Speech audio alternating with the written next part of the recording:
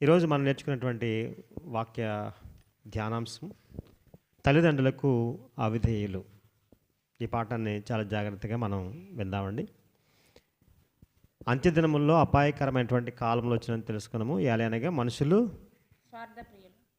ఎటువంటి వారు 19 రకాలైనటువంటి మనుషులు ఉన్నారనేటువంటిది మనం చూస్తున్నాము. ఈ తిమోతి రాసిన 2వ పత్రిక 3వ అధ్యాయం ఈ 2వ వచనం భాగం సుమారుగా 19 విషయాలు తెలియజేస్తుంది. ఈ 19 విషయాల్లో 6వ విషయంలో మనం ఉన్నాము. 6వ విషయం ఏం చెప్తుందంటే తల్లిదండ్రులకు అవిధేయులు అనేటువంటి మాట మనం చూస్తున్నాం. అంటే అవిధేయత అనగా అర్థం ఏమిటంటే లోబడకపోవటం, లేకపోతే మాటను అతిక్రమించటం, ఇంకా చెప్పాలంటే మాటను గైకొనకపోవటం. ఇవన్నీ కూడా మనకి ఈ పదానికి మరి పర్యాయ పదాలు కూడా లేకపోతే నానార్థాలుగా వస్తూ ఉంటుంది. ఈరోజు మరి సమాజాన్ని కనుక మనం ఆలోచించేస్తే 2000 సంవత్సరాల క్రితం చెప్పబడినటువంటి ఈ మాట నాటి సమాజంలో అలాగే నేటి సమాజంలో కూడా ఈ పరిస్థితులు అయితే ఉన్నాయి, కంటిన్యూ అవుతున్నాయి. ఎందుకంటే సూర్యుని క్రింద నూతనమైనది ఏదియూ లేదు. అంటే మునుపు ఉండనదే నేడు ఉండబోయినదన్నమాట. నేడున్నదే రేపు ఉంటుంది. ఇది ప్రసంగి చెప్పాడు. కనుక ఇక్కడ మనం ఆలోచన చేస్తే తల్లిదండ్రులకు అవిధేయులైనటువంటి పిల్లలు శాతం మాత్రం ఎక్కువైంది. ఇప్పుడు చాలా ఎక్కువ మంది ఉన్నారు. సమాజాన్ని మనం ఆలోచన చేస్తే తల్లిదండ్రులకు అవిధేయులు ఉన్నారా లేరా అంటే ఎందరో తల్లిదండ్రులు తమ మరి తల పట్టుకుని రోధిస్తున్నారండి కొందరు. ఎందుకు అంటే పిల్లలు వారి యొక్క మాట వినటం లేదని. వారు ఎంతవరకు చెప్తారంటే వారు ఎంతవరకు చెప్పగలరో అంతవరకే చెప్తారు. ఇక వినలేనప్పుడు ఏం చేస్తారంటే విడిచిపెట్టేస్తారు. అయితే మనం బోధించే దానికంటే దేవుడు బోధిస్తే, దేవుని బోధనకి మన పిల్లల్ని అప్పగిస్తే చాలా మంచిది. ఏంటండి, దేవుని బోధనకు అప్పచెప్పేనంతే, మనం చెప్పడం కాదు. దేవుని బోధలో పెంచాలి. బైబిల్ గ్రంథంలో ఆ మాటను మనం చూడగలిగినట్లయితే ఎఫెసీయులకు రాసిన పత్రిక 6వ అధ్యాయం 4వ వచనం ఆ మాటను చూడండి. ఎఫెసీయులకు రాసిన పత్రిక 6వ అధ్యాయము 4వ వచన భాగాన్ని చదవండి ఒకసారి. తల్లిదండ్రులారా మీ పిల్లలకు కోపము రేపక మీరు బోధించకూడదు, ప్రభువు యొక్క శిక్షణలోను బోధలోను. అది అంటే ప్రభువు బోధలో పెంచితే ప్రభువు మాట్లాడతాడు, దేవుడు మాట్లాడతాడు, దేవుడు బోధిస్తాడు. అంటే దేవుని యొక్క శిక్షణలో మీరు వారిని పెంచాలి. ఇది ధర్మం. ఇదేంటండి మరి ధర్మం. మనం పిల్లలకి ప్రభువు యొక్క శిక్షణ కావాలి. ప్రియమైన పిల్లరా, ఒక సమయంలో నేను ఇక్కడ సండే స్కూల్ పిల్లల్ని నడిపిస్తున్నప్పుడు ఆ రోజునటువంటి పిల్లలు ఎంతో చక్కగా విధేయతగా ఏం చెప్తే అది నేర్చుకుని చక్కని పాఠాలుగా రాస్తువారు, ఎగ్జామ్స్ రాస్తువారు పిల్లలు. సుమారుగా 22 మంది పిల్లలు సండే స్కూల్కి క్రమం తప్పకుండా వచ్చేవారు. ఇప్పుడు పిల్లలు అన్నటువంటి వారు ఎవరో కనిపించట్లేదు. తల్లిదండ్రుల ప్రోత్సాహము లేదు. చాలా భయంకరమైనటువంటి పరిస్థితులు ఈరోజు చూస్తున్నాం ప్రియమైన పిల్లరా. ఎందుకంటే తల్లిదండ్రులకు అవిధేయులు అనుకుంటున్నాం, కానీ తల్లిదండ్రులు పిల్లల్ని విడిచిపెట్టేశారండి. ఎప్పుడు అవిధేయులు అయిపోతారంటే పిల్లల్ని విడిచిపెడతారు. తల్లిదండ్రులు పిల్లలను దేవుని దగ్గరికి వెళ్ళడానికి ప్రోత్సాహం తక్కువ అయిపోయింది. చర్చికి వెళ్తున్నావా అని దండిస్తున్నటువంటి పరిస్థితి. వెళ్ళు అని స్కూల్కి అవసరమైతే మోపుడు బస్తాడు బుక్స్ పెట్టి వెనకకి తగిలించేసి ఏమంటే ఆ బరువును మోసుకుని వెళ్ళిపోమని చెప్తున్నారు తప్ప దైవ శిక్షణకు మన పిల్లల్ని పంపిస్తున్నామా ఆలోచన చేయండి. దైవ శిక్షణలో మన పిల్లల్ని పెంచుతున్నామా అంటే పెంచట్లేదండి. రౌడీలు అయిపోతారండి. నిజంగా రౌడీలు అయిపోతారు మన పిల్లలు, తెలుసా అండి. తర్వాత బాబోయ్ అంటారు. నిజంగా చెప్తున్నానండి, కొందరి పిల్లలు నేను కళ్ళారా చూశాను కాబట్టి చెప్తున్నాను. దేవుని యొక్క మహోగ్రతకు గురైపోతున్నారు. ఎందుకంటే పిల్లల్ని విడిచి తల్లిదండ్రులు ఏం చేస్తున్నారంటే అండి, వారి ఇష్టాలు నెరవేర్చుకుంటున్నారు. బాధ్యత లేకుండా వారు ప్రవర్తిస్తున్నారండి. ప్రేమైన దేవులారా, ఎటు వెళ్ళిపోతుంది సమాజంలో ఆలోచించేస్తే? ఆశ. ఇక బిడ్డలు, మనం ఆలోచన ఎందుకు అంటే మన పిల్లలు, వాళ్ళ భవిష్యత్తు, వారి యొక్క చక్కని మార్గంలో, దైవిక మార్గంలో పెంచాలని ఆలోచన లేదు. మేము పలానా వాళ్ళలాగా ఉన్నత స్థితికి వెళ్ళిపోవాలి, పలానా వాళ్ళలాగా ఈ స్థితిని మేము పొందేయాలనేటువంటి ఆలోచనతో ఈరోజు పరుగులెడుతూ ఉన్నారు. చాలా ప్రమాదం అండి ప్రేమైన దేవులారా. కనుక ఆలోచన చేయండి. వాళ్ళనే కాదు, చాలామంది బిడ్డలను కని వారిని దైవిక శిక్షణలో పెంచకపోవటం వలన, నేను క్రైస్తవుల గురించి మాట్లాడుతున్నా మాట అండి. మీరు క్రైస్తవులు అయితే, దేవుని పిల్లలైతే, దేవుని యొక్క అడుగుజాడలలో మీ పిల్లలను పెంచాలి. ఇది పెంచాలండి, ఖచ్చితంగా పెంచాలి. లేకపోతే మీరు వేదనకు గురైపోతారు. కనుక ఈ విషయాన్ని తల్లిదండ్రులుగా గుర్తించండి. ప్రియమైన దేవులారా, గ్రంథం ఏం మాట్లాడుతుంది? దేవుని యొక్క గ్రంథం ఏం చెప్తుంది?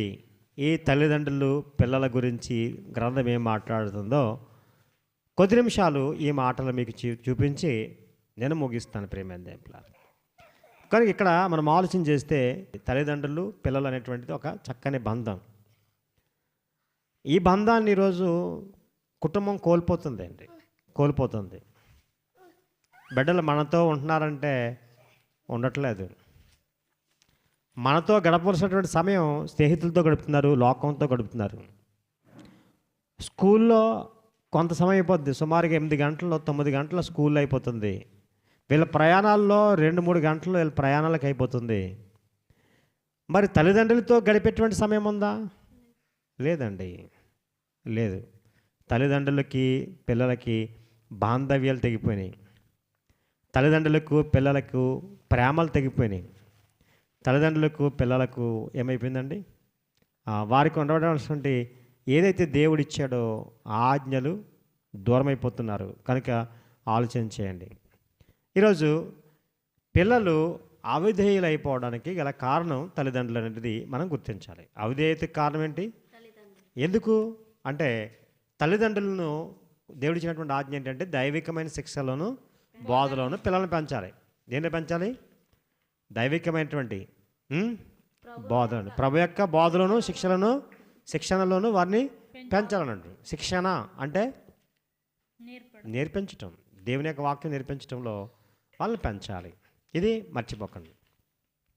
మనకి బైబిల్ గ్రంథంలో 2 నిబంధనలు ఉన్నాయి.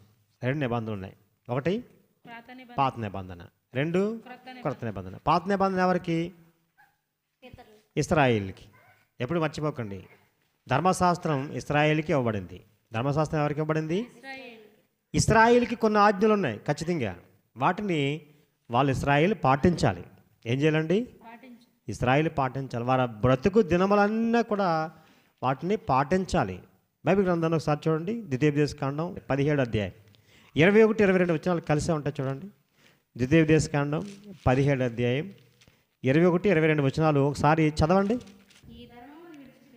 ఈ ధర్మమును విడిచిపెట్టి కుడికి గాని ఎడమకు గాని తొలగక ఉన్నట్లు తన దేవుడైన యెహోవాకు భయపడి ఈ ధర్మశాస్త్ర వాక్యములన్నిటిని, ఈ కట్టడలను అనుసరించి నడువ నేర్చుకుంటకు అతడు తన బ్రతుకు దినములన్నిటిను అదండి గ్రంథాన్ని చదువుచుండాలన్నాడండి. అంటే ఇశ్రాయేలుకి ఆజ్ఞ ఏంటంటే బ్రతుకు దినములన్నిటిను గ్రంథాన్ని చదువుచుండాలంట. మరి తల్లిదండ్రులకు ఏం ఆజ్ఞ ఇచ్చాడు? ఒకసారి ఆ మాట కూడా చూడండి. ద్వితీయోపదేశకాండం 11వ అధ్యాయం 18 వచనం చదవండి. కాబట్టి మీరు ఈ నా మాటలను మీ హృదయంలోను మీ మనసులోను ఉంచుకొని వాటిని మీ చేతుల మీద సూచనలుగా కట్టుకొనము. అవి మీ కన్నుల నడుమ బాసకములుగా ఉండవలను. నీవు నీ ఎంట కూర్చున్నప్పుడు త్రోవ నడిచినప్పుడు, పండుకున్నప్పుడు, లేచినప్పుడు వాటిని గూర్చి మాట్లాడచ్చు, వాటిని మీ పిల్లలకు నేర్పి. చూడండి ఇక్కడ, అంటే పిల్లలకు నేర్పించాలని చెప్పాడు. అంటే ఎప్పుడు అంటే ఇంటి దగ్గర కూడా. ఇక్కడ దేవుని సన్నిధికే కాదు, ఇంటి దగ్గరికి కూడా ఖచ్చితంగా ఏం చేయాలి? పిల్లలకు వాక్యం నేర్పించాలి. పిల్లలకి ఇంటి దగ్గర వాక్యం నేర్పించాలి. కూర్చున్నప్పుడు, లేచినప్పుడు. ఇప్పుడు పిల్లలకి ఏం నేర్పిస్తాం? వాళ్ళు కొంచెం అంతా ఏడుస్తున్నారంటే మొబైల్ ఇస్తాం, అంతే కదండి. ఏయో రకరకాలు పోను, దాంట్లో అయినా ఏ దావీదు స్టోరీ, లేకపోతే సంసోను స్టోరీ, లేకపోతే ఏదైనా బైబిల్ సంబంధించిన స్టోరీలు ఏమైనా చూస్తాడాడు? చూడ్డు. మా పాప అంటుంది కొత్త బొమ్మలు పెట్టు అంటుందండి. కొత్త బొమ్మలు అంటే ఏంటి? మేము నెట్ ఆఫ్ చేసేస్తాం. నెట్ నుంచి అయితే ఏం చేస్తారు వీళ్ళు? ఇక్కడి నుంచి ఎక్కడికో వెళ్ళిపోతారు. కనుక మేము కొన్ని విలువైనటువంటివి ఏవైతున్నాయో వాళ్ళు నేర్చుకోవడానికి అవసరమైనటువంటివి వాటిని డౌన్లోడ్ చేసి కొన్ని వీడియోలు పెడతాం. నేను అంతసేపు చూసిన ఏం చేయాలి? అవే చూడాలి. ఇప్పుడు ఏమంటుంది తెలుసండి? కొత్త బొమ్మలు పెట్టు అంటుంది. కొత్త బొమ్మలు అంటే అర్థం ఏంటి? అంటే నెట్ ఆన్ చేయమన్నమాట. ఇప్పుడు మనం ఏం చేస్తామంటే కొత్త బొమ్మలు కదా, అప్పుడు ఆ స్టోరీలు సరే పెడతామని చెప్పి తనకి తెలియకుండా మనం ఏం చేస్తామంటే మళ్ళీ ఇంకో బైబిల్ స్టోరీ ఎక్కడ ఉన్నది వెతికి ముందున్న స్టోరీ కంటే కొత్తది పెడతామన్నమాట. మీకు డౌన్లోడ్ చేసి పెడతాం. చూసారా? అంటే మనం తల్లిదండ్రులుగా వాళ్ళు ఏదో ఇమ్మన్నారని మనం దేవుని యొక్క ఆజ్ఞను మరిచి మనం ప్రవర్తించామనుకోండి, వాళ్ళు మనం చేయి దాటేస్తారు. ఇక మొబైల్ వదలరు వాళ్ళు. కనుక ఖచ్చితంగా మనము ఎలా మరి నడవాలో, ఎలాగ చెప్పాలో పిల్లలకి అలా చెప్పాలి. అంతే కదని నా పిల్లోడు పెద్ద గొప్పవాడైపోయాడు, హీరో అయిపోయాడు, నా కూతురు చాలా హీరో అయిపోయింది అనేసి మన ఇష్టం వచ్చినట్లుగా మనం ప్రవర్తిస్తే చాలా ప్రమాదం. రెండోది మనం ఏం నేర్చుకున్నాం అంటే ఎంట కూర్చున్నప్పుడు, త్రోవ నడిచినప్పుడు, పండుకున్నప్పుడు దేవుని మాటలు నేర్పించాలి. అంటే బ్రతుకు దినములన్నిటినూ దేవుని గ్రంథాన్ని నేర్పించాలి ఇశ్రాయేలుకి.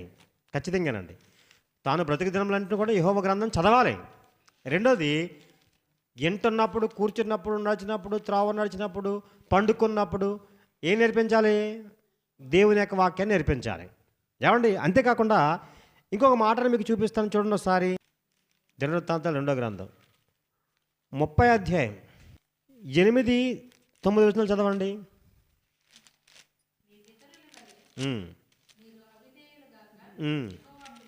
మీ పితరుల వలె మీరు అవిధేయులు కాక యెహోవాకు లోబడి ఆయన శాశ్వతంగా పరిశుద్ధపరిచిన ఆయన పరిశుద్ధ మందిరంలో ప్రవేశించి మీ దేవుడైన యెహోవా మహోగ్రత మీ మీద నుండి తొలగిపోనట్లు ఆయన సేవించుడి అన్నాడండి. అంటే ఇప్పుడు ఏం చేయాలి? ఎక్కడికి వెళ్ళాలి? దేవుని యొక్క మహోగ్రత నుండి అంటే తప్పించుకోవడం కోసం ఎక్కడికి వెళ్ళట? దేవుని సన్నిధికి వెళ్ళిపోవాలి. పరిశుద్ధ మందిరంలో ప్రవేశించి అన్నాడండి. ఇప్పుడు దేవుని యొక్క ఉగ్రతకు గురైపోవడానికి గల కారణం ఏంటంటే పరిశుద్ధ మందిరంలోకి వెళ్ళట్లేదు, ప్రవేశించట్లేదు, దేవుని దగ్గరికి రావట్లేదు. నెక్స్ట్ ఇశ్రాయేలుకి ఇంకా చెప్తున్నా చూడండి. తర్వాత మీరు యెహోవా వైపు తిరిగి ఎడలా మీ సహోదరులను మీ పిల్లలను వారికి కనికరము పుట్టును, వారు ఈ దేశంలోకి తిరిగి వచ్చెదరు. మీ దేవుడైన యెహోవా కరుణా కటాక్షము గలవాడు. చూడండి అక్కడ, మీ దేవుడైన యెహోవా కరుణా కటాక్షం గలవాడు కనుక మీరు ఆయన వైపు తిరిగినట్లా ఆయన మీ యందు ప్రసన్నుడగును. అది మెయిన్. దేవుని వైపు తిరిగితేట దేవుడు ఏమవుతాడటండి? ప్రసన్నుడు అవుతాడట. దేవుడు ఏమైపోతాడండి? ప్రసన్నుడు అవుతాడటండి. కనుక ఇక్కడ మనం తెలుసుకున్నటువంటి విషయం ఏమిటంటే ఖచ్చితంగా దేవుని యొక్క వాక్యాన్ని చదవాలి, పిల్లలకి వాక్యాన్ని వినిపించాలి. అంతేకాకుండా దేవుని సన్నిధి మనము కలిగి ఉండాలి. అంటే దేవుని యొక్క మహోగ్రతకు గురి కాకుండా ఉండాలంటే దేవుని సన్నిధి మనం కలిగి ఉండాలి, మన పిల్లలు కూడా కలిగి ఉండాలి అనేది మనకు అర్థమవుతుంది. ఇంకొక మాటను మీకు చూపిస్తాను. ఒకసారి చూడండి ప్రియమైన దేవుని పిల్లారా, లేవికాండం 19వ అధ్యాయము 3వ వచనం చదవండి ఒకసారి. మీలో ప్రతివాడు తన తల్లికి తన తండ్రికి భయపడవలను. అంటే ప్రతివాడు అనడంటే ఇది పిల్లల గురించే కాదు, ప్రతి ఒక్కరు కూడా తల్లికి తండ్రికి భయపడాలట అండి. చదవండి. విశ్రాంతి దినములను ఆచరింపవలను. చూడండి, ఈ మాట ఆలోచించండి. ఇశ్రాయేల్ కదండి, ఇశ్రాయేల్కి ఈ మాట మీకు చూపించడం కోసం నేను చదివిస్తున్నాను. చూడండి ఒకసారి. ప్రతి వాడు కూడా ఏం చేయాలంటండి? తన తల్లికి తండ్రికి భయపడాలట.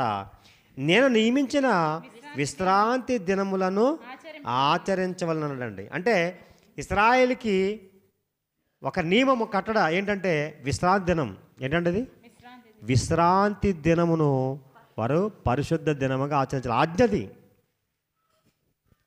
బైబిల్లో ఖండితమైన ఆజ్ఞ ఇశ్రాయేల్కి ఇచ్చాడు. 7వ దినం, 7వ దినమున విశ్రాంతి దినం. మీకు విశ్రాంతి దినం మీరు ఏం చేయాలి? పరిశుద్ధముగా ఆచరించాలి. నిర్గమకాండ 20వ అధ్యాయంలో ఆ మాట కనిపిస్తూ ఉంటుంది. విశ్రాంతి దినమును పరిశుద్ధముగా ఆచరించాలి అంటే ఒకసారి ఆ మాట కూడా చూడండి. నిర్గమకాండం 20వ అధ్యాయం చూడండి, ఎంత ఖండితమైన ఆజ్ఞ ఇశ్రాయేల్కి చెప్పిన మాట. నిర్గమకాండం 20వ అధ్యాయం 8వ వచనం, విశ్రాంతి దినమును పరిశుద్ధ దినముగా ఆచరించుటకు జ్ఞాపకముంచుకొనుము. 6 దినములు కష్టపడి పనిచేసి పని అంతయు చేయవలను. 7వ దినం నీ దేవుడైన యెహోవాకు విశ్రాంతి దినము.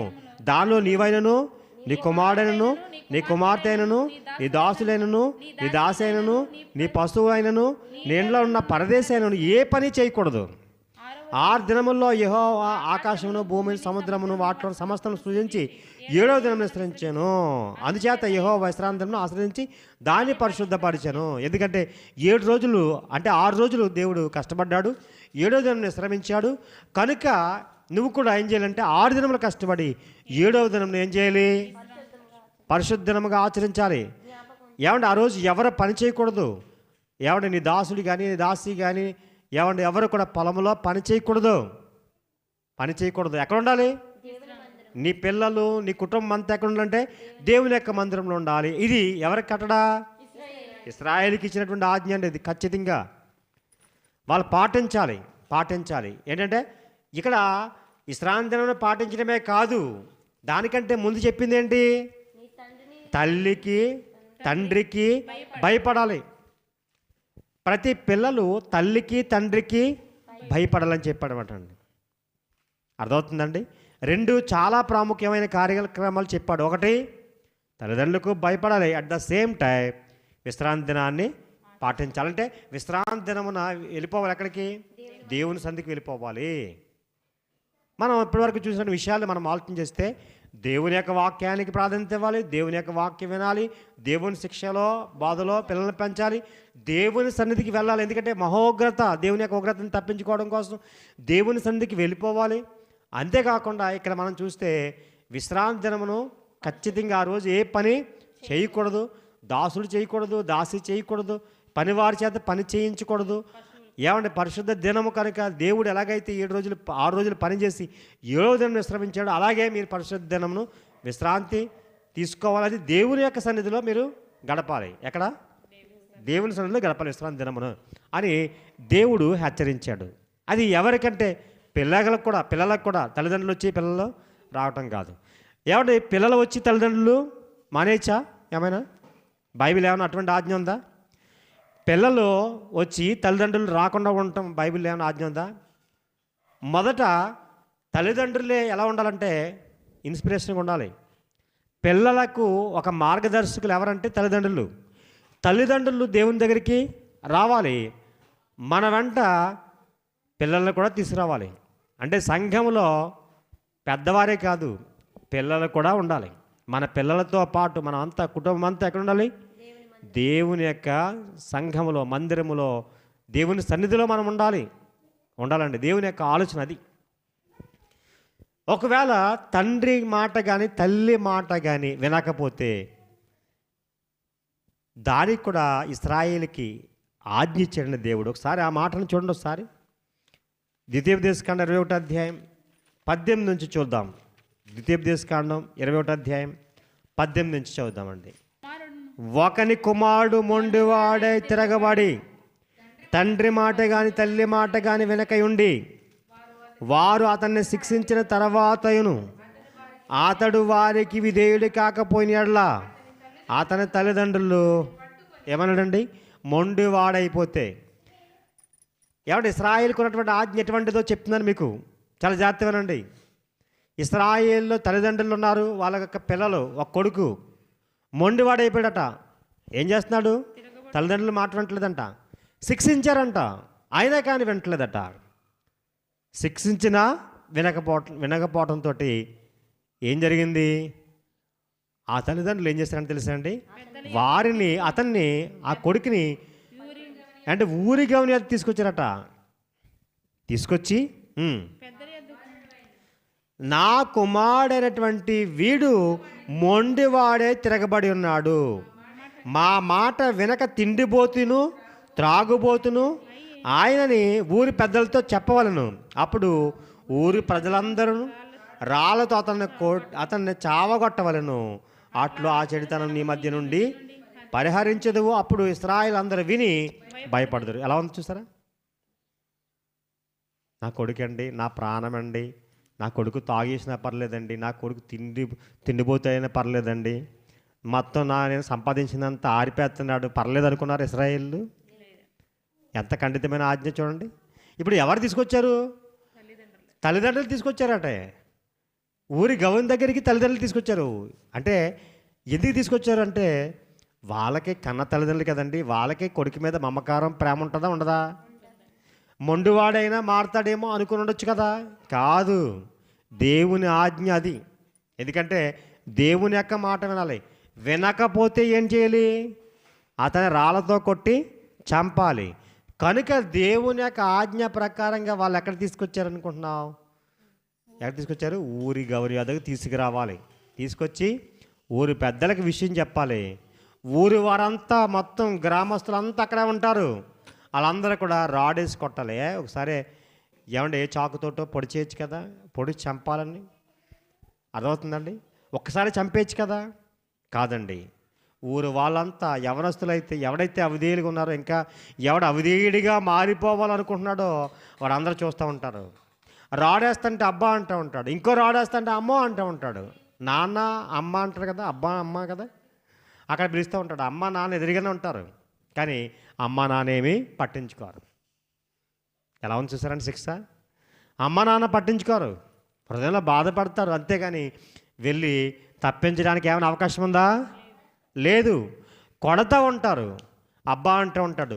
ఆ ప్రక్క ఉన్నటువంటి యవనస్తులు చూస్తూ ఉంటారు. అంటే మొండివాడైన గురించి, వీడు తాగుబోతూ తిండిపోతూ అయిపోయిన తర్వాత అందు గురించే కదా వీడు ఇలాంటి శిక్ష అనుభవిస్తున్నాడు. అయ్యో మేము అటువంటి కార్యం చేయమేక, ఇటువంటి శిక్ష అనుభవించట కంటే మా తల్లిదండ్రులకు లోబడి వారి మాట విని వారు చెప్పిన ప్రకారంగా చేస్తాం ఉత్తమం అనుకోవాలటండి. ఎవరో? ఇశ్రాయేలీయులు. చూస్తారా ఎలా ఉందో? ఇశ్రాయేలు అలా ఉండాలట. దేవుడు అటువంటి కళంకం లేనటువంటి వారు జనాంగం కావాలని దేవుడు కోరుకున్నాడండి. తల్లిదండ్రులకు అవిధేయులైనటువంటి వారు కాకుండా ఉండాలని కోరుకున్నాడు దేవుడు. తల్లిదండ్రుల యొక్క మాట వినాలి, ప్రతి కుమారుడు ప్రతి కుమార్తె వినాలని కోరుకున్నాడు దేవుడు. ఒకవేళ వినలేనటువంటి వారు ఇశ్రాయేలు సమాజంలో ఉండకూడదు అని కోరుకున్నాడండి. మరి ఈనాడు ఇప్పుడు మనం క్రొత్త నిబంధనలో ఉన్నామండి. ఎలా ఉన్నాం మనం ఇప్పుడు? క్రొత్త నిబంధనలో ఉన్నాం. మరి క్రొత్త నిబంధనలో ఇటువంటి శిక్ష ఏమైనా కనిపిస్తుందా? యేసుప్రభు వారు ఇలా ఏమైనా చేస్తారని చెప్పాడా? చెప్పలేదండి, ఇలా చెప్పలేదండి. ప్రభు యొక్క శిక్షలను బోధలను పెంచండి అని చెప్పాడు, అంతే. మాట మాత్రం చెప్పాడు. ప్రభు యొక్క శిక్షణలో పెంచండి, వాక్యంలో పెంచండి అని చెప్పాడు తప్ప మీ పిల్లలను రాళ్ళతో కొట్టి చంపి అన్నాడండి. అంటే యేసుప్రభు వారు వచ్చిన తర్వాత మరి క్రైస్తవులు ఏంటంటే మనకి అలా లేదు, అలా లేదు. ఎందుకంటే శిక్ష విధించేవాడు ఎవరు ఇప్పుడు?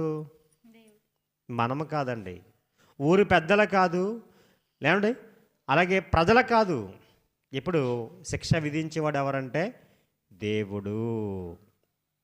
ఎవరు విధిస్తున్నారు? శిక్ష దేవుడు విధిస్తాడు. శిక్షకు వెళ్ళకుండానే ముందుగానే దేవుడు చెప్పాడన్నమాట. అప్పుడు అతను తప్పిపోతే శిక్ష ఉంది. ఇప్పుడు తప్పిపోకుండా ఉండటం కోసం దేవుడు బాధ్యత నేర్పిస్తున్నాడండి పిల్లలకి. ఏం నేర్పిస్తున్నాడు చెప్పండి? ప్రభు యొక్క శిక్షణలోను బోధలోను తల్లిదండ్రులు పెంచాలి. అప్పుడు వాడు తప్పిపోయాడు అంటే అర్థం ఎవరిది తప్పు? తల్లిదండ్రులది. మన పిల్లలు తప్పిపోయారంటే తప్పేంటి? ఎవరిదంటే? తల్లిదండ్రులది. ఆవు చేలో మేస్తుంది ఏమండి, దాని పిల్ల ఆవు దూడ గట్టు మీద మేస్తుందా? చేలోనే మేస్తుంది. అంటే మనము చేసేది మన పిల్లలు చాలా జాగ్రత్తగా గమనిస్తున్నారు. మనం అబద్ధం ఆడతాం, మనం ఒకవేళ మన పిల్లలు చూస్తున్నారా అబద్ధం ఆడతారు. మన ఒక అబ్బాయిని ఎరా చర్చికి రాలేదా బాబు వారు అంటే కుక్క ఏడిచేస్తుందంట. ఏమండి కుక్క ఏడిచేస్తుంది ఏంటండి అది? కొత్తగా అంటే కొత్త విషయాలు వింటున్నాం మనం. అంటే కుక్క ఏడిచేస్తుందట. కుక్క ఆడటం వరకు దేవుని దగ్గరికి రాలేదు. మరి ప్రోత్సహించే వాళ్ళు ఉన్నారా? ప్రోత్సహించే వాళ్ళు ఉన్నారండి? వెళ్ళాలి, దేవుని దగ్గరికి వెళ్ళాలి. 4 పీకి నువ్వు దేవుని దగ్గరికి వెళ్ళరా అని చెప్పేటువంటి సమాజం ఉంది ఈరోజు. లేదండి, నువ్వు చెప్పలేవు. దేవుని యొక్క సన్నిధిలో దేవుని యొక్క శిక్షణకు నువ్వు పంపించకపోతే నీ కుమారుడు ఏమవుతాడు? బైబిల్లో చెప్పాడండి. ఏమవుతారో చెప్పారండి. చూడండి ఒకసారి, తల్లిదండ్రులకు అవధేయులైపోతారు. దేవుని శిక్షలో నీ పిల్లలు లేకపోతే తల్లిదండ్రులకు అవధేయులైపోతారు. అవధేయులైపోతే వారి జీవితం నీ ఎదుటే నాశనం అయిపోతుంది. నీ ఎదుటే నాశనానికి నువ్వే మార్గం వేస్తున్నావు. నేను నా పిల్లల్ని పెంచకపోతే, సరిగ్గా దేవుని శిక్షలో పెంచకపోతే, నేను క్రైస్తవునైతే, లోకం గురించి నేను మాట్లాడతలేదు సుమా, నేను క్రైస్తవునైతే నా పిల్లలు క్రీస్తు యొక్క శిక్షలో బోధలో పెంచాలి. అలా పెంచకపోతే నేనే నా కుమారునికి శిక్షకు గురి చేస్తున్నాను, వారి యొక్క శిక్షకు గురి చేస్తున్నాను. ప్రియమైన దేవుని పిల్లలారా, ఎలాగా అనేది బైబిల్ చెప్పింది. చూడండి ఒకసారి, బైబిల్ చెప్పింది చాలా చాలా స్పష్టంగా చెప్పింది. సామెతల గ్రంథం 20 అధ్యాయం 20 వచ్చిన చదవండి ఒకసారి తొందరగా. 20 అధ్యాయం 20 వచ్చిన చదవండి. తన తండ్రినైనను తల్లినైనను దూషించు వాని దీపము అంటే కారు చీకట్లా ఆరిపోతుందట. అర్థమైందా? అంటే దీపం ఏంటి? వాళ్ళ ఇంట్లో దీపం కాదు. ఏమండి, నరుని ఆత్మ యెహోవా పెట్టిన దీపము. అంటే ఆ దీపం ఆరిపోవటం అంటే చచ్చిపోతాడు. తల్లిదండ్రులు దూషించేస్తే, తల్లిదండ్రులు అవమానం తీసుకొస్తే మరణానికి గురైపోతాడు అనేది బైబిల్ చెప్తున్న విషయం. అలాగే సామెతల గ్రంథం 30 అధ్యాయం 17 వచనం. తండ్రిని అపహాసించి తల్లి మాట విననొల్లని వాని కన్ను లోయ కాకులు పీకును, పక్షిరాజు పిల్లలు దాన్ని తిను. అంటే నిజంగానే అందరికీ ఇలా సంభవిస్తాను కాదు. అందరికీ లోయ కాకులు తినేస్తాయి, పీకేస్తాయి కళ్ళు అని కాదు. అంటే చివరికి అలా అయిపోతుంది. సంసోను కళ్ళు ఏమోని పెద్ద పెద్ద రాడ్లతో కళ్ళు పొడి చేశారట. నిజంగానే ఆ అధ్యాయం అంతా చదివితే మీకు అర్థమవుతుంది. ఎందుకంటే సమయం లేదు. కానీ ప్రియమైన దేవుని పిల్లలారా, ఎంత దారుణం అంటే, ఎందుకు ఈ అవిధేయత వచ్చిందంటే తల్లిదండ్రులకు అవిధేయుడైపోయాడు. అవిధేయత వలన వచ్చేటువంటి నష్టం చాలా అండి, చాలా శిక్ష. ప్రియమైన దేవుని పిల్లలారా, కానీ మరి విధేయులైతే, తల్లిదండ్రులకి విధేయులయ్యారండి. ఎవరు తెలుసా అండి? మనం బైబిల్ గ్రంథంలో నేను మామూలుగా చెప్తాను, చాలా చెప్తానండి. అబ్రహాము కుమారుడు ఉన్నాడు ఇస్సాకు. తన బాల్య వయసు జస్ట్ యవ్వన ప్రాయం వస్తే 12 సంవత్సరాల వయసు. ఆ సమయంలో వాళ్ళ నాన్నగారు అన్నాడు, నాయనా నువ్వు రా అన్నాడు. వచ్చాడు. ఇదిగో ఈ కట్టెలను ఎత్తి మీద పెట్టుకున్నాడు. అలా తీసుకుని వెళ్ళిపోతున్నాడు. అర్థమవుతుందండి? అంటే తండ్రి ఏం చెప్తే అలాగే చేశాడు. నేను రాను, నువ్వు ఎక్కడికి తీసుకెళ్తున్నావు ఏంటి, ఏ ప్రశ్న లేదండి అక్కడ. అలాగే వెళ్ళిపోయాడు. వెళ్ళిపోయిన తర్వాత ఎక్కడికి వెళ్తున్నామంటే చెప్పాడు, బలి ఇవ్వటానికి వెళ్తున్నామని చెప్పాడు. నాన్న బలి ఇవ్వటానికి వెళ్తున్నాను చెప్పాడు. అప్పుడు అతను అన్నాడు, కట్టెలు నిప్పు ఉంది కానీ గొర్రెపిల్ల లేదన్నాడు. దేవుడే చూసుకున్నాడు. అక్కడ తీసుకెళ్ళిన తర్వాత ఎవరిని కడుతున్నాడు? ఇస్సాకుని కట్టేసాడండి. అర్థమవుతుందా? కడితే ఎవరైనా ఒకవేళ తాడిటి కడితే ఊరుకుంటారండి? ఎవరైనా ఊరుకుంటారా? అసలే బెత్తం తీస్తేనే పరిగెత్తిపోతారు, అంతే కదా. మన పిల్లలు మనం దొరకరు, అంటే దెబ్బ తినడానికి ఉంటుంది. కానీ విధేయతుడు అతను ఎంత విధేయుడంటే వాళ్ళ నాన్న అబ్రహాము గారు కట్టేసి ఆ కట్టెల మీద పేరబెడితే అలాగే ఉన్నాడండి. ఏమి రాయబడలేదు బైబిల్లో. అతను ఇలా తప్పించుకుని పారిపోయాడు, లేకపోతే అతను కడతంటే వాళ్ళ తండ్రిని దూషించాడు, లేకపోతే అసలు ఇలా చేశాడని ఏమి లేదు. అంటే కత్తి ఎత్తే వరకు కూడా అసలు అలాగే ఉన్నాడనమాట. అంటే ఎంత లోబడి ఉంటాడో ఇస్సాకు మనకు అర్థమవుతుంది. ప్రేమంది పిల్లారా, లోబడ్డాడు. ఈరోజు ఇశ్రాయేలు జనాంగానికి మూలపురుషుడు అబ్రహాం కదా. అబ్రహాం ఇస్సాకు ద్వారానే నా సంతానం అన్నాడండి దేవుడు. అంటే అతని ద్వారా దేవుని సంతానం వచ్చింది. తర్వాత యాకోబు గురించి ఆలోచన చేస్తే అండి, ఆదికాండం ఒకసారి ఆ మాట చూడండి. ఆదికాండం యాకోబు గురించి కూడా ఒకసారి ఆలోచన చేయండి. ఆదికాండం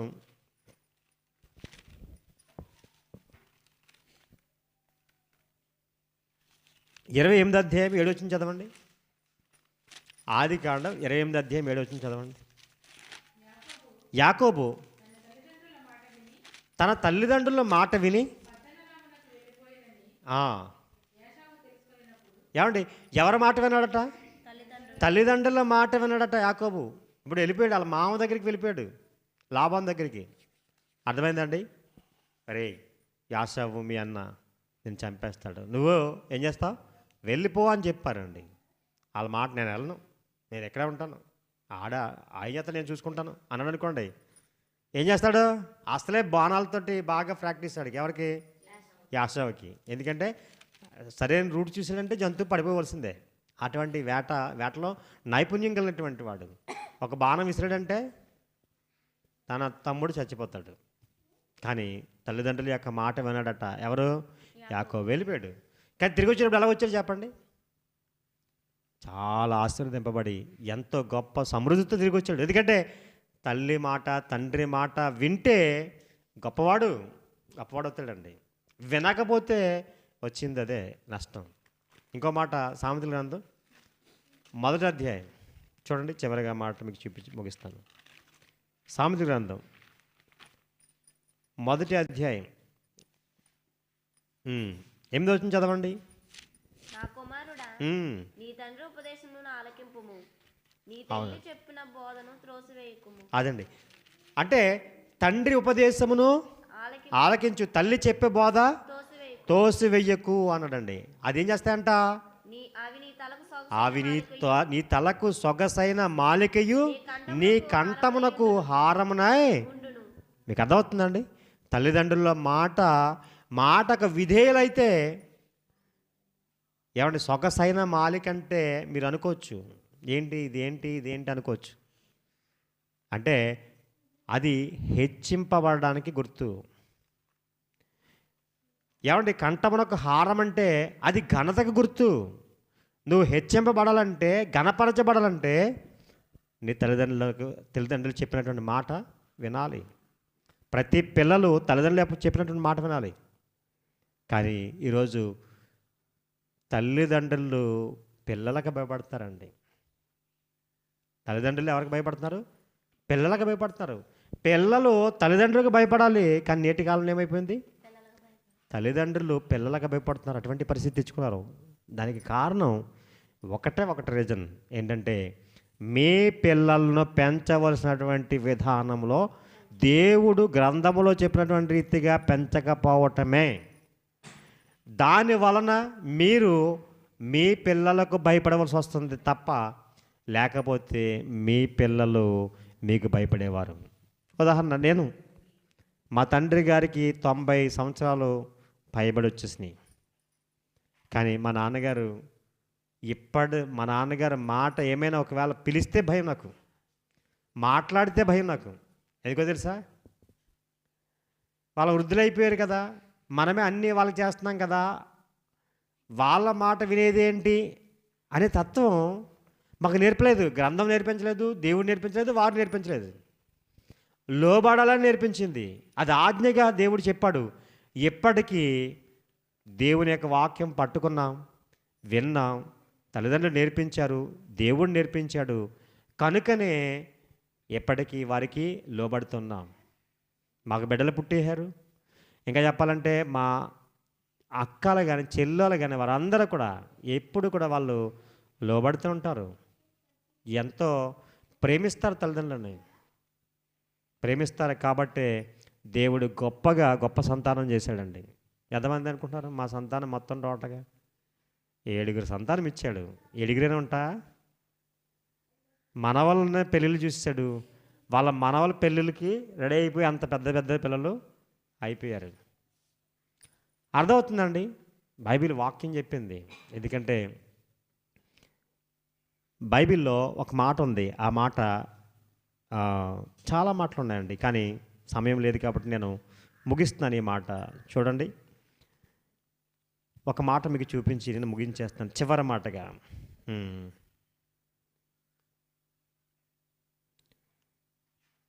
కీర్తన గ్రంథం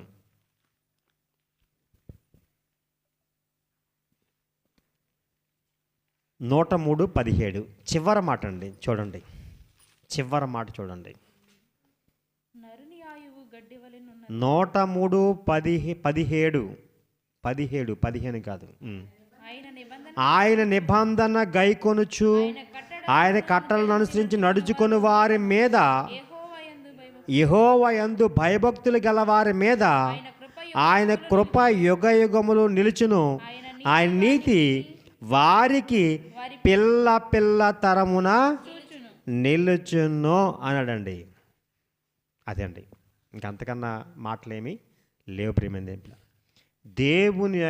దేవుని యందు భయభక్తులు కలిగి ఆయన యొక్క నిబంధనను గైకొంటే, ఇది దేవుని మాటగా ఉండాలండి. తల్లిదండ్రుల మాట కాదు, దేవుని మాట. మన పిల్లలను దేవుడు చెప్పాడు. మన పిల్లలకి ఏం చెప్పాలి? బైబిల్లో ఏం చెప్పబడింది, దేవుడు ఏం చెప్పాడు అనే భయపెట్టాలి తప్ప వాళ్ళ పిల్లలు వీళ్ళ పిల్లలు వాళ్ళ గురించి కాదు. దేవుడు ఏం చెప్పాడు బైబిల్లో, భార్యాభర్తలైనా సరే దేవుడు ఏం చెప్పాడు, మనకిచ్చిన ఆజ్ఞ ఏంటి? భర్త తప్పిపోతుంటే భార్య చెప్పాలి, భార్య తప్పిపోతుంటే భర్త చెప్పాలి. దేవుడు మనకిచ్చిన ఆజ్ఞ ఏంటి? మనం ఏం చేస్తున్నాం, మీరేం చేస్తున్నారు, వాళ్ళ మాట ఏం చెప్పాలి అంటే దేవుని యొక్క వాక్యం. మన బ్రతుకులో ఎల్లప్పుడూ దేవుని యొక్క వాక్యం ఉంటే ఆయన నిబంధన అనుసరించి నడుచుకున్నట్టే. ఆయన నిబంధన అనుసరిస్తే మన పిల్ల తరములు ఆయన కృప నిలుస్తుందట. ఇంకో చోట అడుగుతుంది, పిల్ల తరములు చూస్తారట. అదవుతుందండి. ఆ తరములు చూసేటువంటి ధన్యత కొందరు తల్లిదండ్రులకి ఉన్నది. వాళ్ళే లెక్కెచ్చు, ఏళ్ళ మీద లెక్క పెట్టచ్చు అండి. వాళ్ళే దేవుని యందు భయభక్తి కలిగినటువంటి వారు. చాలా సంతోషం. మరి విన్నటువంటి మాటల ద్వారా మనం హెచ్చరింపడ్డాం. మన పిల్లలను దేవుని యొక్క శిక్షలో బాధలో పెంచుతాం. మరి వారు పెద్దవారైన తర్వాత తొలగిపోకుండా ఉంటారు, దేవుని యొక్క మార్గం నడుస్తారు. ఈ మాటలు మన వెనుకలో దీవించునుగాక. ఆమేన్.